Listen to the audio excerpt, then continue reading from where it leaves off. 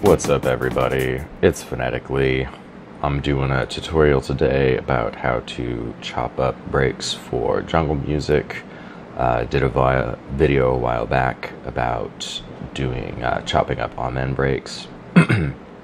Got a good response, so I wanted to follow up and do a video about a slightly different way that you can approach chopping up drum loops on the Octatrack. So I've got a breakbeat that I sampled a while ago that we're going to work with.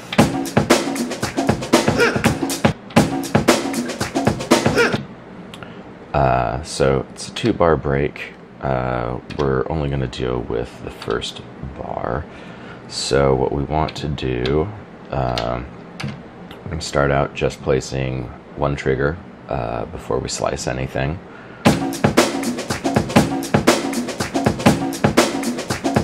And so what we want to do is gradually increase the pitch until our loop is 1 bar even, playing at 160.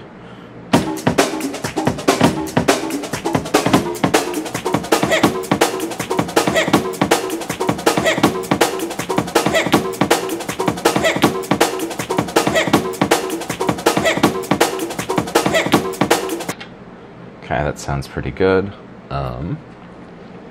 This is just going to make it easier to work out all the timing when we start slicing. So we'll go back in, go to our slice menu, create a slice grid. So this time we want to do 16th note slices.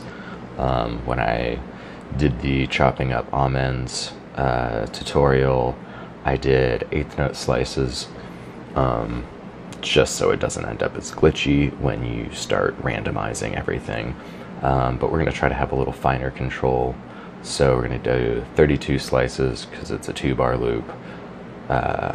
So we're going to hit no to align to 0 cross, because we're going to go in and fine tune all of this stuff in just a second. So lay out our 16 note triggers. Create linear locks, and there we go. So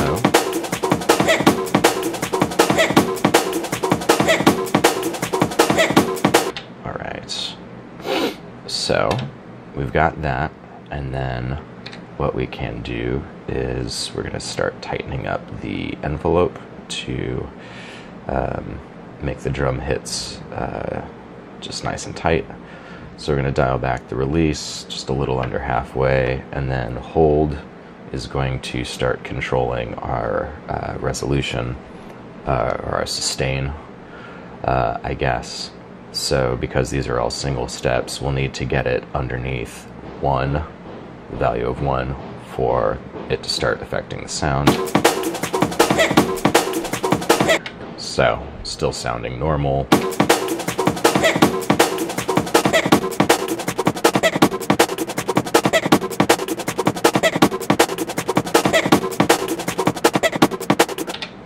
So that starts to sound a little bit funky. So what we're going to do is we're going to go back in and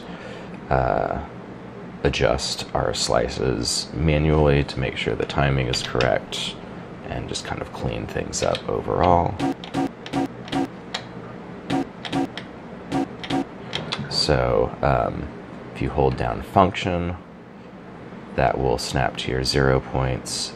Encoder A is going to move the start point. Encoder C is going to move the end point. So as we hold function, that would just snap us to 0 crossings, and then we can use the right and left arrows to move between our slices. So we're going to bring that tail in a little bit.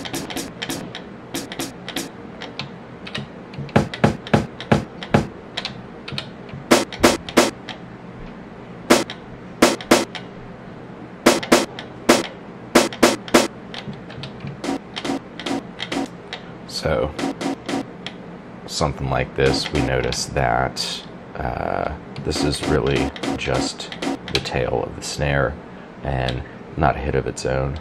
So slice 5, slice 6. So now we know that step 6 is just a continuation of step 5. So we'll take that trigger out. We'll go up and delete this slice. And then if we go to slice 5, we can just take that out. So we go back to our slice, move through. So we're going to take that start point.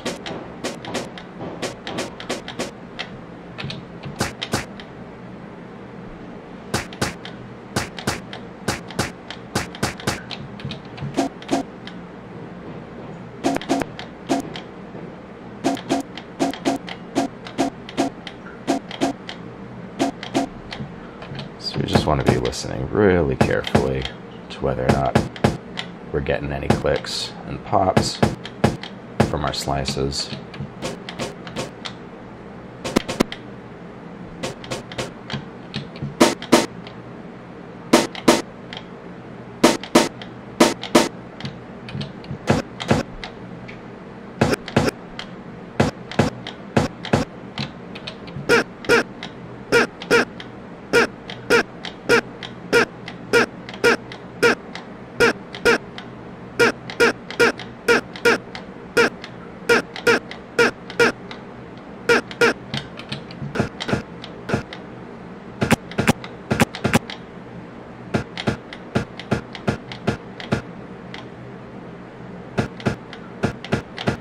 Soft little hit. So because we took out one of our slices and we took out one of our triggers, we want to create linear locks again. Otherwise this is going to be playing a different sample in our sequence. So we'll do that over again.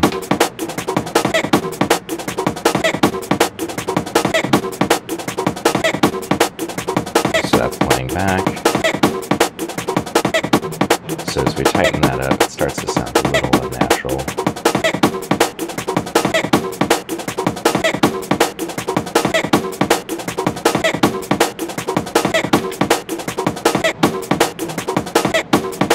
And then this is where we can start playing with our triggers. So we can start taking out some notes to make it feel a little less scattered.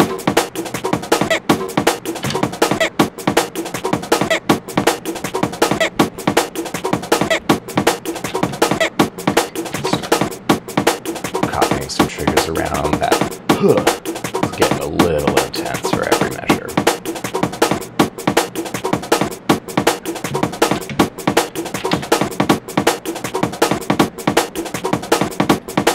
So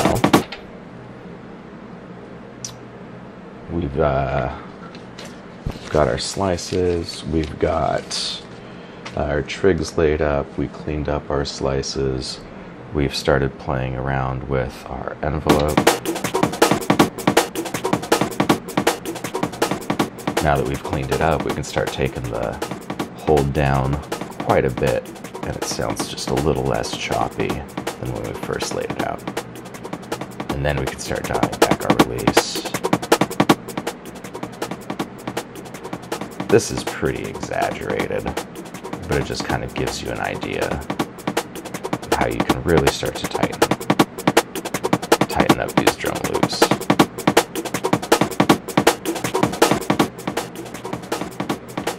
So, obvious next step to take this is that then you can start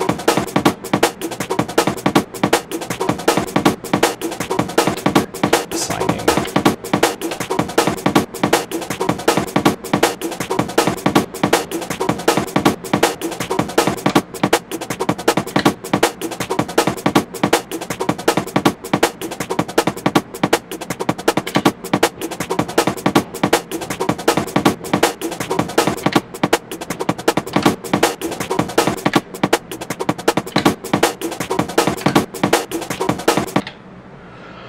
Anyway, that's where I'm going to leave off for now.